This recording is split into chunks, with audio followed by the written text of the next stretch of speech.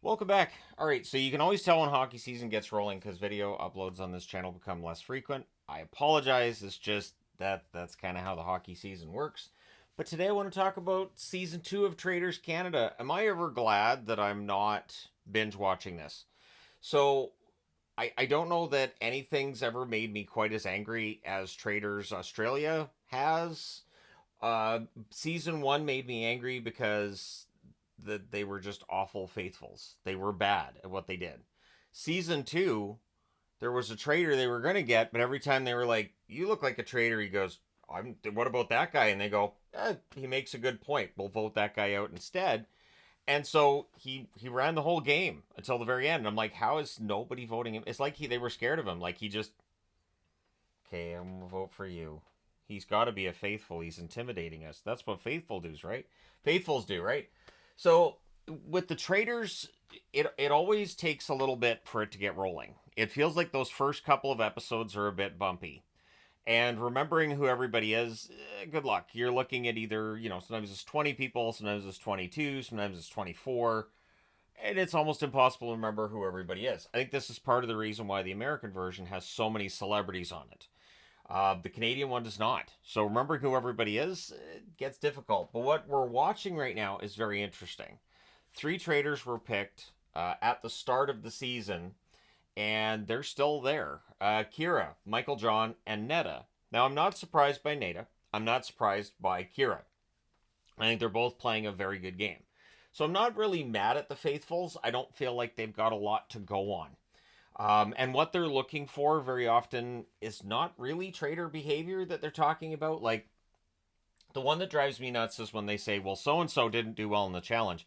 I think they were trying to throw it. I think they're a traitor. You're thinking of the mole. You're not thinking of traitors. At the end of the season, if a traitor is one of the final two or final three, however many, when they decide they're not banishing anymore, they get all the money. So the trader should be the one that's working the hardest to make the most amount of money, not throwing a competition. Throwing a competition doesn't.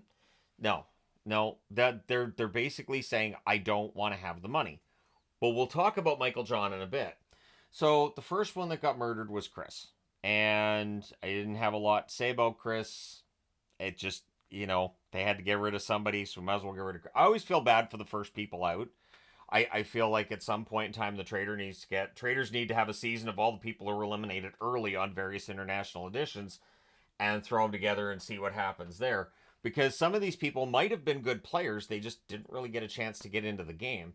Rebecca's the first one banished, and the reasoning behind banishing Rebecca didn't make any sense. And as soon as people started going, "Oh, what about her?" I'm like, "Oh my gosh!" But again, you have so little to go on. You've been there for a day. You're looking for some weird behavior from a person, Michael John.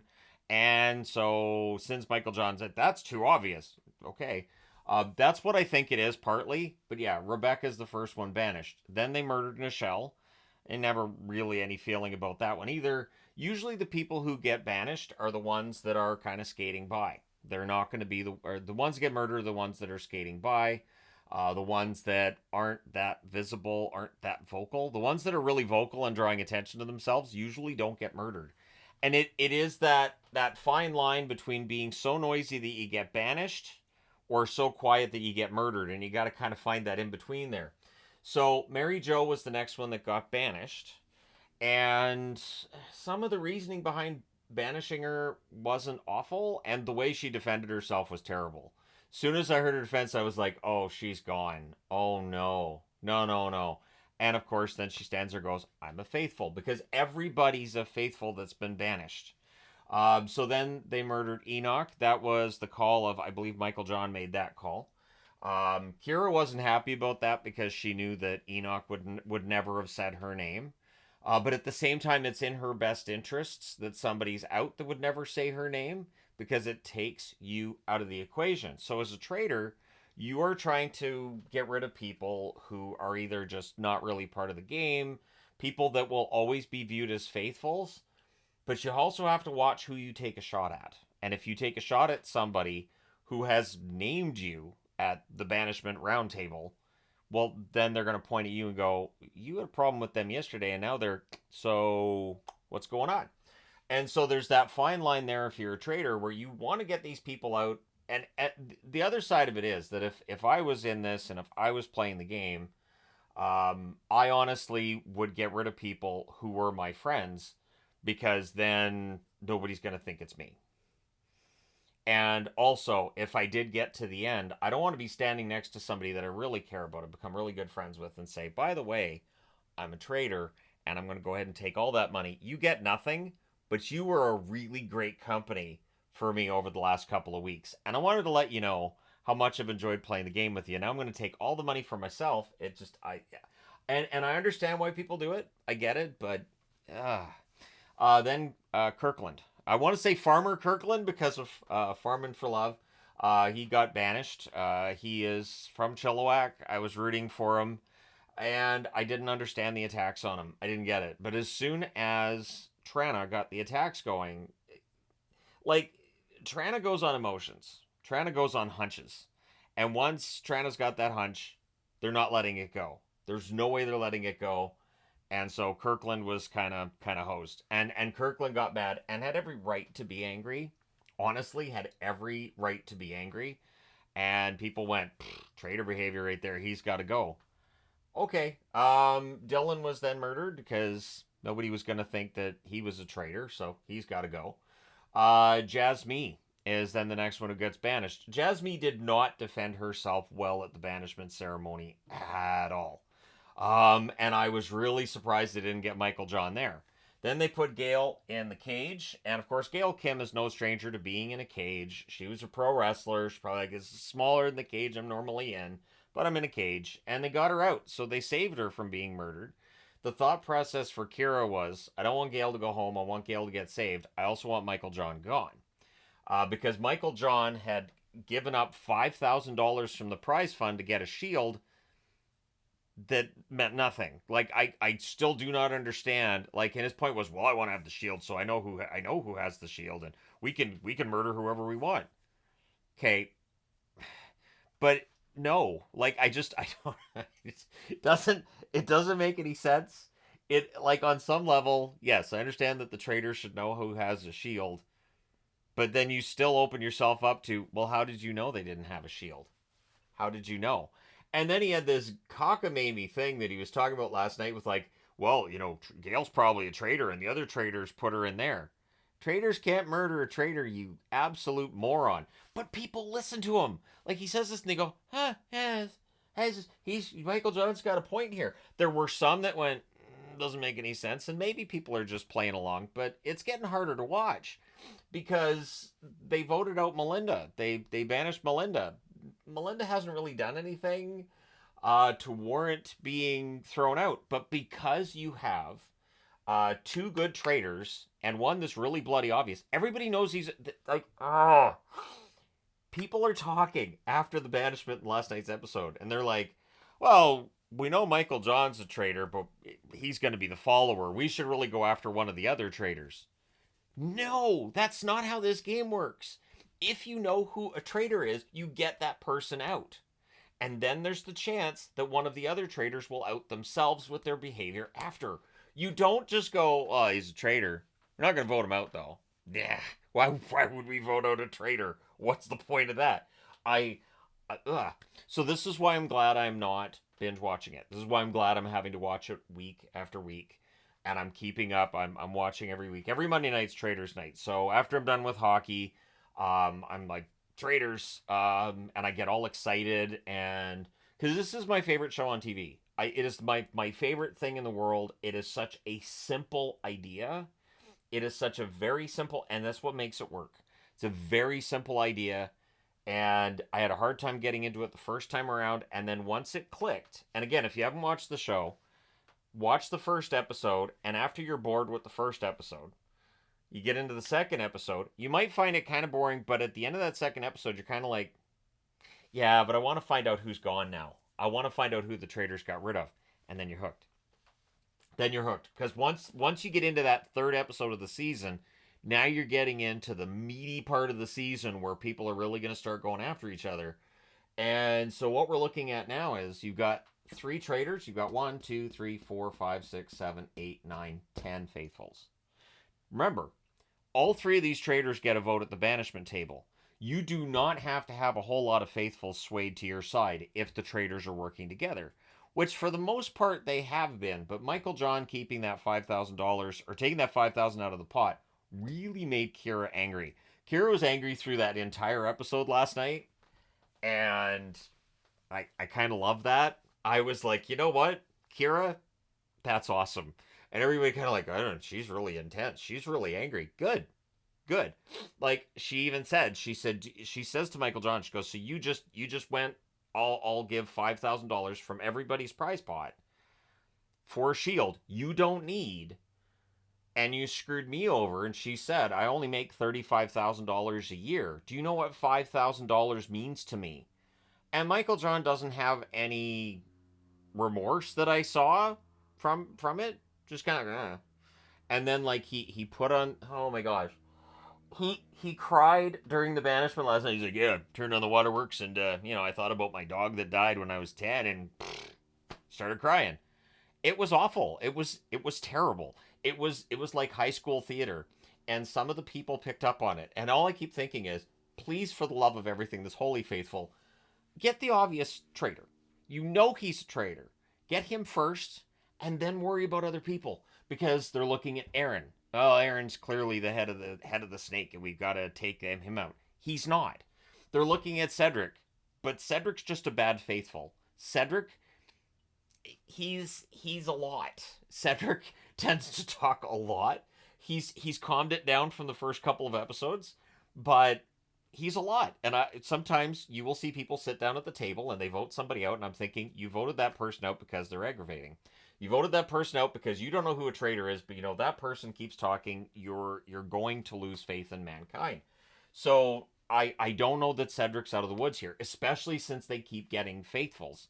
Eventually, they're going to look and go, we'll get Cedric out and see if Cedric's a traitor, because they don't have anything to work on other than, well, we know it's Michael John, but we got to get somebody else first. You really don't. You really don't. You're supposed to just get the name of the show isn't head traitor. It's not that if you get the top traitor that, well, you win. You've got to get the traitors out. You know he is making decisions on who is no longer playing the game. You are saying, okay, Michael John, you might decide that I'm not going to be here tomorrow, but I'm going to decide you will be here tomorrow because we don't think you're the leader. Oh, and then there's Gail. So, of course, they've tried to take Gail out. Now, Michael John trying to put shade on Gail. Come on. We know she's a faithful. Gail being in that cage means she's 100% a faithful. Now, what that also means is that all three traitors should be saying, now we have to take Gail out, because everybody knows she's a faithful, right? So I was actually kind of surprised that when Gail was allowed out of the cage, that there wasn't a twist where the host says, hey, and now that she's out of the cage, she cannot be a target of the traitors tonight. I was surprised they didn't go there with it, because otherwise, yeah, they could take her out tonight. There's Kevin. Kevin's the bartender from Bachelor in Paradise, Canada. I like Kevin. I think Kevin's a cool guy. Kevin's the kind of guy that I probably sit down and have a beer with and talk about kids and family and all that fun stuff. He probably could talk hockey as well. I don't know that he's playing a great game. I don't know that he is. And there are some people who suspect he might be a traitor, which I get. I think he's intelligent. There are people who suspect Lauren as well. Lauren's a model, usually somebody who's, very pretty and very well spoken. At some point, they're going to be like, hey, that's a perfect person to be a traitor. And they turn it against her. So the interesting part to me is that both Kira and Netta, and especially Netta has really not been prominent. I think she has the best chance of winning all the money. I think she absolutely has the best chance of winning all the money here. The faithfuls, I don't know. They keep picking each other off. I don't think any of them trust each other. I think it's just this big emotional mess at this point. You've got Lori. Lori, not a whole lot to say with Lori. I think people think she's a faithful, though. She is vulnerable for the traitors to take her out. Mike is great. Mike might be one of my favorite people on the traitors because he looks out of place. He's from Langley. He looks like he's about my age. And I'm like, yeah, I could sit down and have a coffee with Mike. Mike, that seems like a fun guy. And Mike immediately got Michael John. Immediately. He's like, well, Michael John's a traitor because look at him. And I'm like, yeah. And so I like Mike. I'm kind of rooting for him to win the money because last year it was won by a guy named Mike, so you might as well do it again. And then there's Nick. Nick is the ace in the hole for Kira. Nick is never gonna vote Kira out. That's his sister. Now, nobody else on the show knows that they're brother and sister. So this is that ace in the hole where he knows she might be a traitor, but he also knows that as long as she's a traitor, he is protected. So they talk to each other like, "Yep, we're both faithfuls, cool."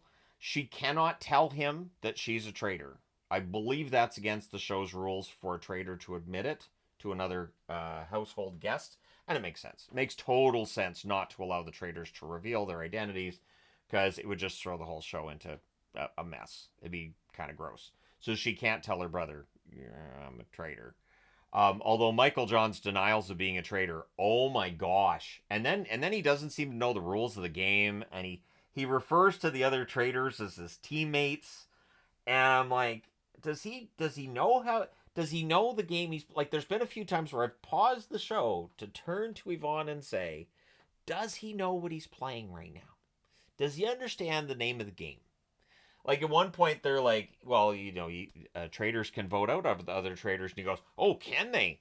And I'm thinking, "Come on, guys, come on. Why would he react like that if he wasn't a trader? Why would he do that? Why would he be like, cool?" And I keep waiting for him to go, "I can do that."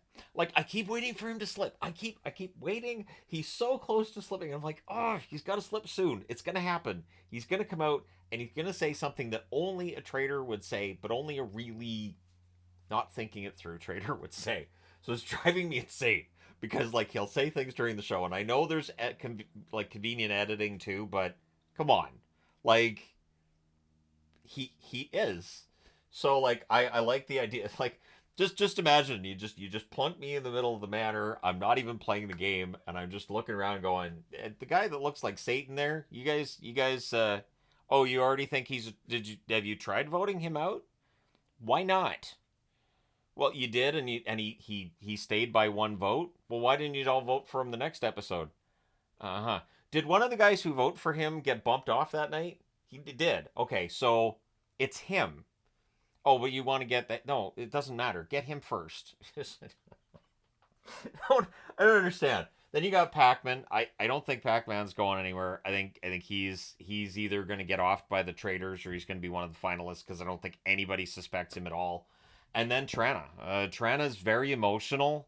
I have seen instances where somebody has left the house, where somebody has just walked out, and they just can't handle it. There's a psychological aspect of this show that is not made for everybody, and I keep thinking at some point that could happen with Trana, where Trana says, I can't do this. I can't because they get way too emotional. This game can get very personal, which is part of the reason I'm so fascinated with it because it's a game, but it can get very very personal. And for people who treat it like it's just a game, they get voted out. They get banished because people are like, they said it's just a game. They're smiling about it. They didn't seem to care about who got off last night. Probably a traitor, and they never are. They just don't view it as more than just a game. So I would not be surprised to hear that for people who know each other before they go on this show, and that's definitely the case with some of the celebrities on the American version or UK version, various international versions too. I wouldn't be surprised if some friendships are affected, at least short term. Kirkland came into this with some pre baked in relationships that he had, and said after his banishment that he didn't know whether or not those relationships were still in the same state they were before the show, and so yeah, that's definitely a thing. For me, I just find it to be a very fascinating show. That's the reason I've talked about it for nearly 20 minutes. And if you're not watching it, why not? It's fun. It's a fun show. I'm kind of thrown off a bit with the Canadian one this year. The Canadian one from last year, I would watch it on Crave. They didn't edit out the swearing on Crave. And then I'm watching it, I'm recording it with the PVR, and they're editing out the swearing. And I'm like, this is weird. Because it feels like you're losing a little bit of something, but I understand. I totally get it. But it's fun, and I'm frustrated with the faithfuls. So when I hear I think we're the worst pack of faithfuls this show's ever had. Yep. But remember, Kira might be able to get Nick to vote with her. So now you've got 4 people who may very well go after. Let's say they go after Trana next episode. So you got 1, 2, 3, 4, 5, 6, 7, 8, 9. Trana won't vote for themselves. You only have to turn 4 or 5 votes. You do not have to turn a ton of votes now. So this is why last night's episode, Corinne, the host, said we're almost to the point where the traitors outnumber the faithfuls. Because the traitors, each traitor has some influence with the other faithfuls, and so they can kind of run the game. As the faithfuls dwindle, if you do not get a traitor, you're basically done. Because again, in the end, if there's a traitor left in the final 2, final 3, whenever you stop, they take all the money. And I don't feel like the faithfuls are playing that way. I just don't get it. I don't understand. But Michael John's gonna keep it. The first episode when Michael John, they showed him, and I'm like, he kind of looks like, kind of got this sort of Lucifer kind of look to it. Like you could see like in a movie, like a B movie in the 80s kind of look. And I love the guy. Do not get me wrong. He is endlessly entertaining, but he's also really, really obvious. Like a bad Adam Sandler kind of obvious, right? Like, a Billy Madison Adam Sandler kind of obvious. Like if if that was a traitor, you'd be like, you gotta get that. This guy's weird. Get him out. But let me know your thoughts. If you're watching this show, let me know what you guys think of this season. Will they get a traitor is the question. They always frame it when they show the preview for next week like, oh, they're going to get a traitor, and then nope. So let me know your thoughts. Hit like and subscribe in the event you've not done so already. Thank you guys so much for all your support as always. I will talk to you again soon.